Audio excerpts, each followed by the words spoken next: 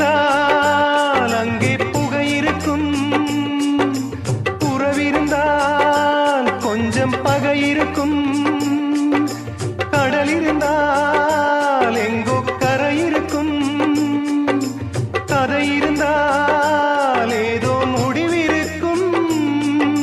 வாழ்வும் வாராமல் சாவும் நேராமல் ரெண்டும் இல்லாமல் மண்ணில் வாழ்கின்றாய். பெண்மை கண்டாலே தாய்மை காண்கின்றாய்.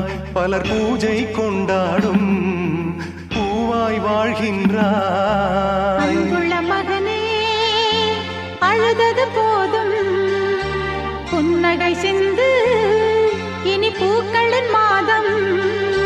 கடவுளும் நீயும் ஒரு தாய் பிள்ளை, இருவரும் தனிமரம் தான்